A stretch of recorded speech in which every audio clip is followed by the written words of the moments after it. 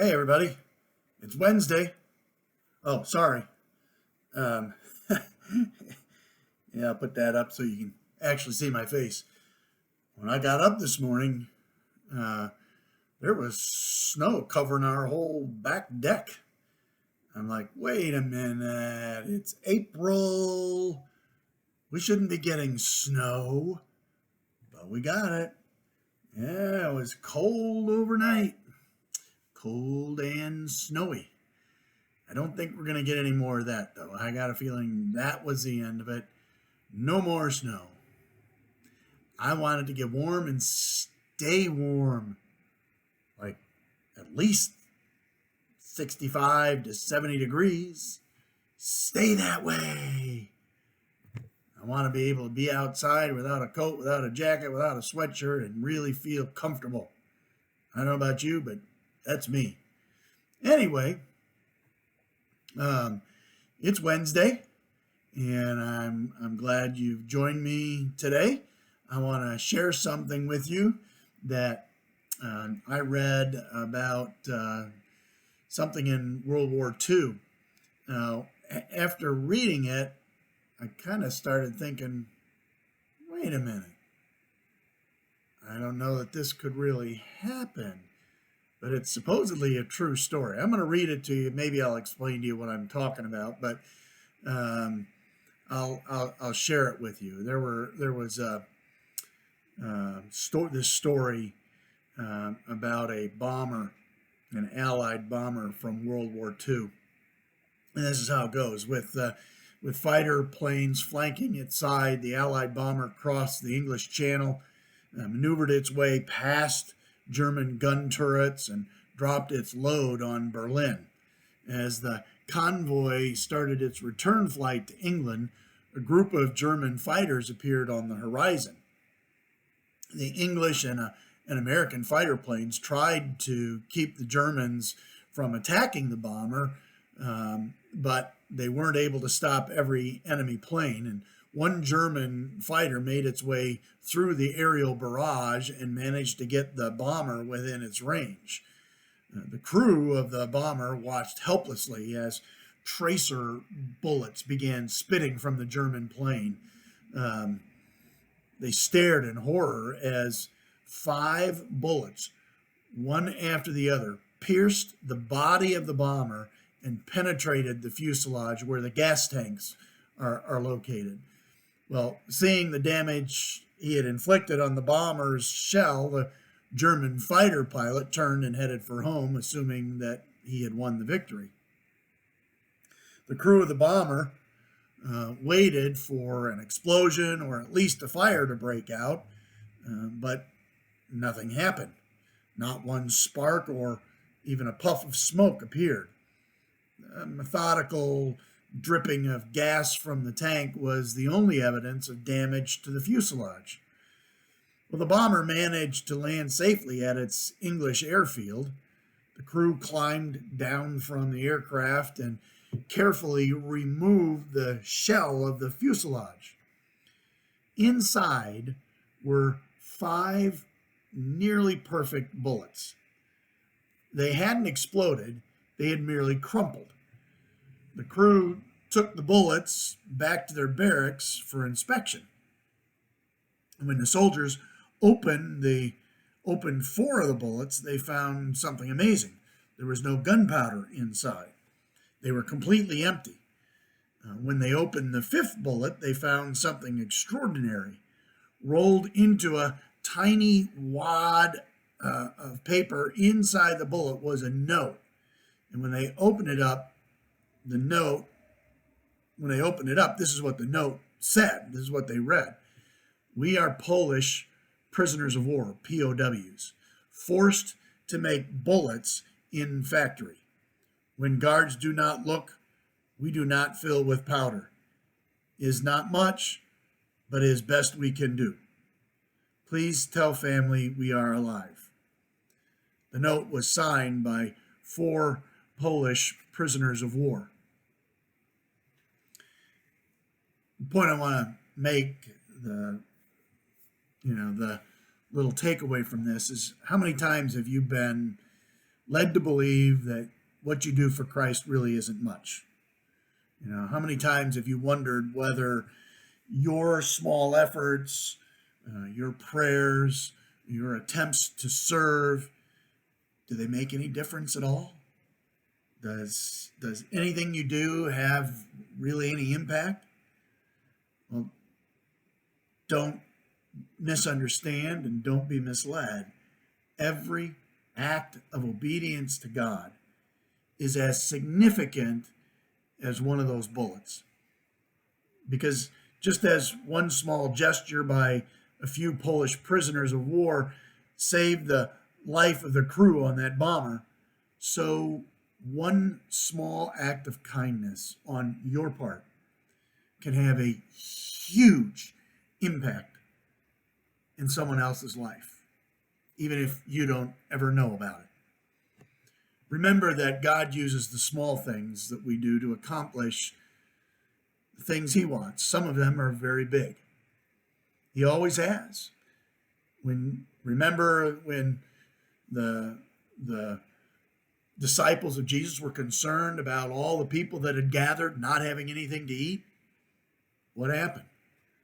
One boy with just a few pieces of food, bread and fish, was offered what he had to be used, and Jesus took it and fed 5,000 plus people.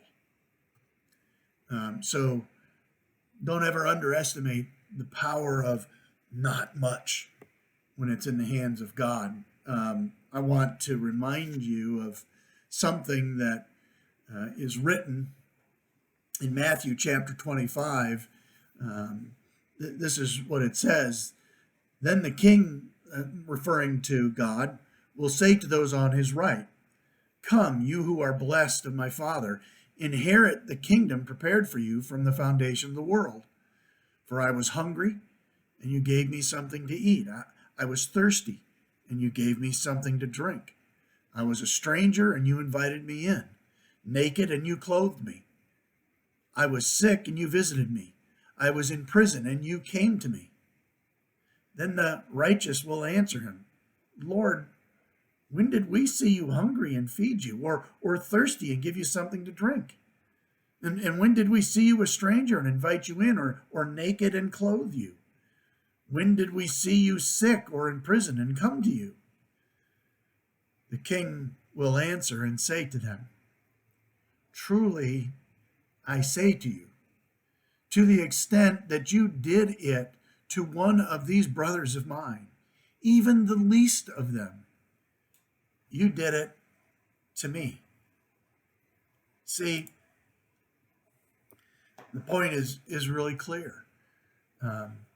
Every act of kindness, every attempt to help someone out, to do something, to serve someone else, is used by God.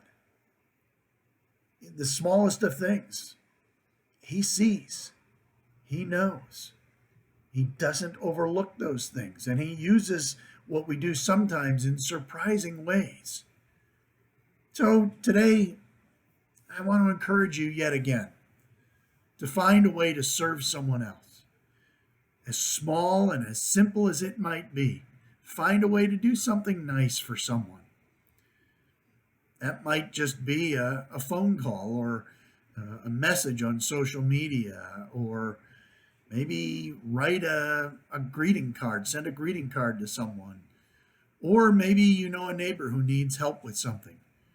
Or maybe you can do something like the Schaefers did for us.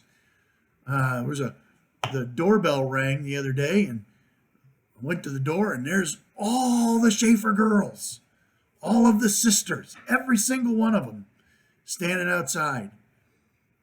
And they had brought a bag with some homemade whoopie pies for us. That was incredible.